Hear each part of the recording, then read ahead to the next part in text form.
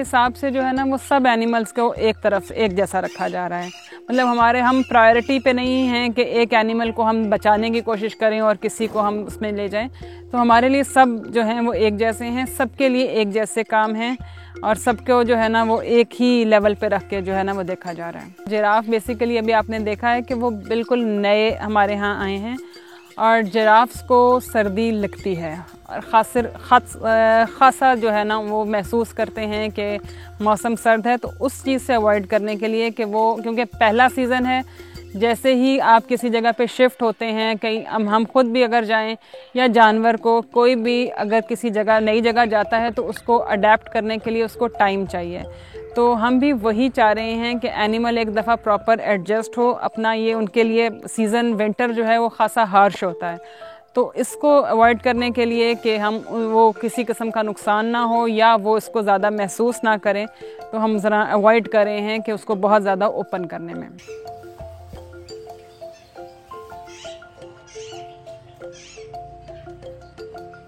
जितनी चीज़ें जो इंटरेक्ट करेंगी माहौल के साथ, वही इफ़ेक्ट इनके ऊपर आ सकता है। जैसे आँखों में से हो सकता है पानी निकल आए, सांस लेने में मसला हो, कोई दुश्वारी हो,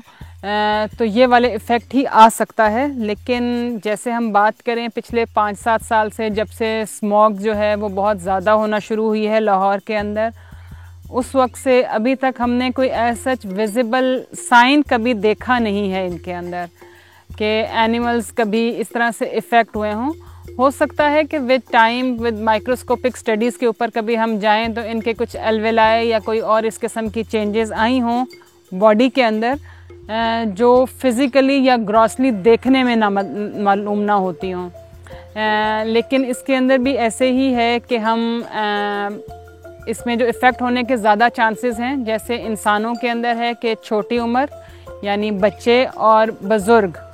जिनकी इम्यूनिटी जो है वो कम होती है, वो इनसे इफ़ेक्ट हो सकते हैं। इसके लिए जो हम क्या करते हैं इन एनिमल्स को उससे बचाने के लिए, हमारा यही है कि इनके अंदर इनकी इम्यूनिटी को स्ट्रॉन्ग किया जाए, सो दैट अगर अभी तक साइंस नहीं आए तो फ्यूचर में भी ना आए। तो उसके लिए उनकी सप्लीमेंटेशन, उनको मुख्तलिफ़ किस्म के मल्टीविटामिन्स, और जिस तरह की सर्दियां हैं और सर्दियों में ये प्रॉब्लम आ रही होती है,